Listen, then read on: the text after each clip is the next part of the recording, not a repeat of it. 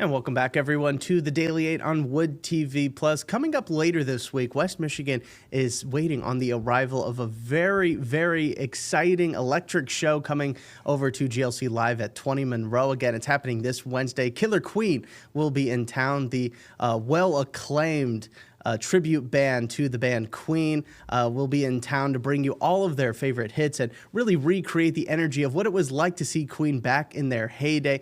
Patrick Myers, who does an incredible job performing as Freddie Mercury, joined us last week to talk a little bit about the show, and we're going to be bringing you that interview now. And I'm just warning you now, seeing Patrick, not even in character, you can already just tell how closely he really believes and how closely he lets the audience believe that Freddie Mercury is really on stage. Patrick, it is such an honor to have you here on the live desk today. Thank you so much for making time out of your day talking to us. Oh, my pleasure. Great to be here. Of course, we're really excited. I know lots of people are already kind of counting down the last few hours before the show on Wednesday over at GLC Live at 20 Monroe with Killer Queen. It's going to be an awesome show. How excited are you to be performing here? I mean, have you been to Grand Rapids before? We've been all over America, but it's going to be great to go to Grand Rapids. It's very exciting. We love coming to America because America are such passionate audiences. I mean, people respond passionately to Queen all over the world, and we've played all over the world. But America, well, to put it bluntly, you gave us rock and roll. We're from England, and I know we gave you the Beatles, but the Beatles nicked all their stuff from you guys originally. So America loves rock and roll, and Queen are great. They weren't just a rock and roll band, obviously, but they really rock when they want to rock, So for us to be able to bring all their music over with our costumes and our stage set and everything, and perform to America is great. And we go all over the place, places like Red Rocks, Colorado, Austin City Limits, as well as your place, and it's going to be absolutely. It's usually a big celebration, for Queen fans and for us as well, and we love celebrating together. Absolutely, and I don't think I need to explain to everybody that you are the front man for Killer Queen. You've got the Freddie Mercury look, I mean, down to a T. I think you probably get stopped in the street sometimes with people probably maybe mistaking you for that a little bit, I can imagine. And what was it about Freddie and really Queen in general that kind of drew you to starting and being a part of Killer Queen?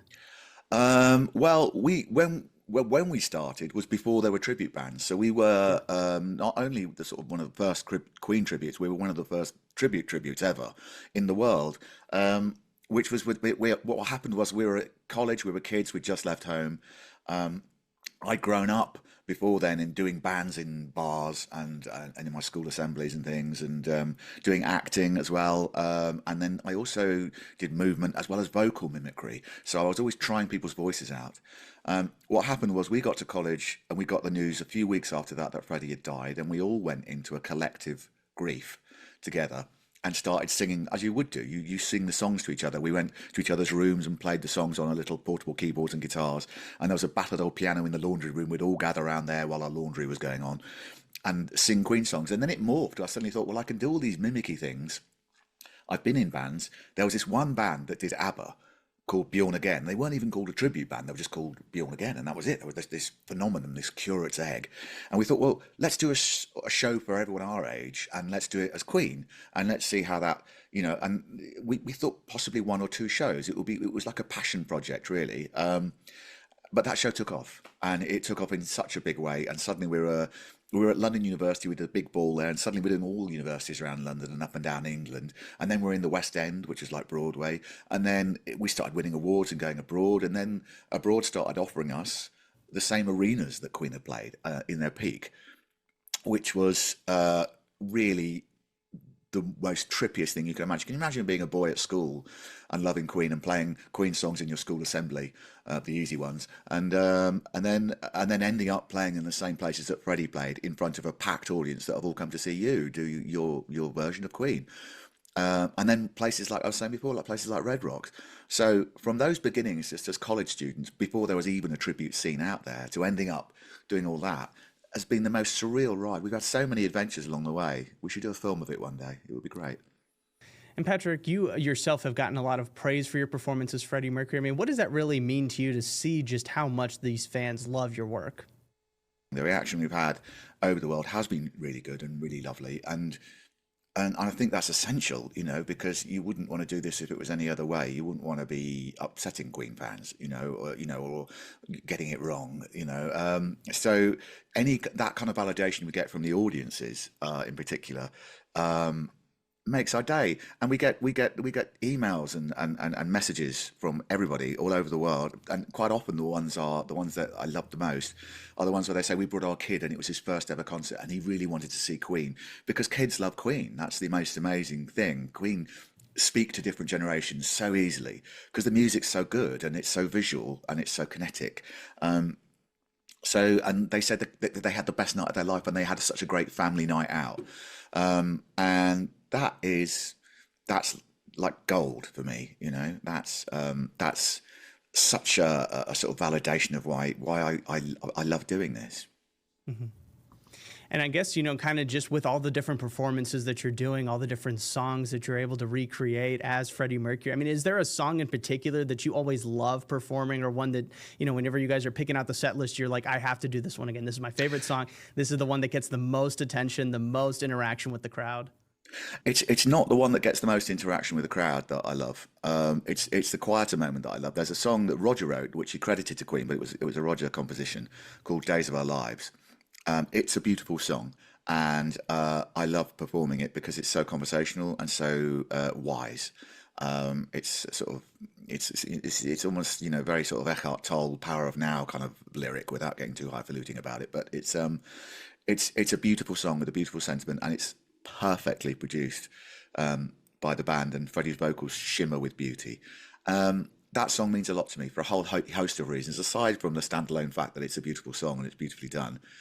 It hit me at a time that I really needed to hear that song. I was very young when I first heard it, but it meant the world to me, that song. And so performing that song every night is always special. Yeah. Mm-hmm. Right. No, and we've seen other people try to emulate Freddie Mercury on stage. We had Bohemian Rhapsody come out as a feature film a couple years ago. Rami Malek winning the Oscar for his performance there. So I mean, but you yourself, like you said, I mean, people seem to really generate towards these Killer Queen shows because of the kind of presence that you have and being able to embody Freddie Mercury. When you are getting kind of in that character, getting ready for a show, what is sort of the hardest part, or really the one thing that you really had to work towards to really encapsulate Freddie Mercury?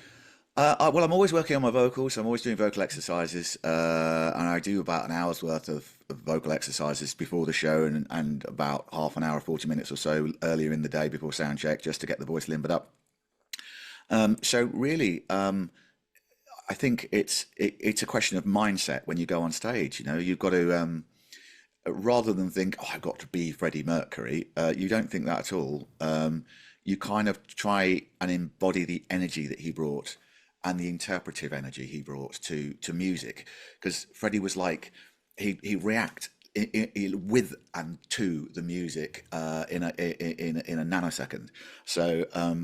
So there'd be flick and glide and stab and push and smooth, all those sort of different movement qualities. But it's almost like jazz, you sort of make it up as you go along through the music. It's almost like scat dancing, you sort of like be ba-ba-dood up all the way through it. And it's giving yourself over to the music. And the music is so rich and dynamic and has so much energy in it, and different moods and emotion. It's letting that happen within you. So it feels like poetry. It's so lovely being on stage. It feels like you're dancing through the set, But in a strange way, there's obviously you've looked at moves and you copy stuff, but there's something quite childlike about it as well. There's a sort of childlike, play-like quality about it, which is quite what I try, feels for me at least quite pure and just simple, as well as good fun, so that the audience can see that you're having a good time and they can have a good time too. Essentially, that's what the whole thing is about. It's about giving an audience a good time, Mm-hmm. Yeah, and there have been plenty of rave reviews about these shows. And for people that maybe this is going to be their first time seeing you guys in concert coming up later this week, I mean, what would you maybe let them know ahead of time of exactly what to expect when they do sit down and possibly even stand up and sing along to a Killer Queen show? Oh well, yes, you are allowed to sit down initially, but no, you can sit down. but you can stand up and shout, you can scream, and you can stomp your feet, and you can throw your hands in the air. You know, everything goes at a Killer Queen show. We want to give you, as I said before, a great night out, with perfectly realized songs, beautiful songs that are they've got humor, they've got rock, they've got vaudeville, they've got so much stuff, but they speak to so many different generations. With such a great light show, fantastic costumes. So if you want a great night out and you want something that you can remember, and also the family you brought with you can remember as a collective experience, then come to one of our shows. All right, awesome, great stuff, Patrick. Again, such an honor getting the chance to talk to you. Thank you so much for stopping by today. Oh, it's been a pleasure. And it was such an honor getting the chance to talk to Patrick. Really excited about that show. Again, that is taking place this Wednesday night over at GLC Live at 20 Monroe. Tickets are still on sale. We've got tons more information on how to secure your tickets to that show right now over on our website, woodtv.com.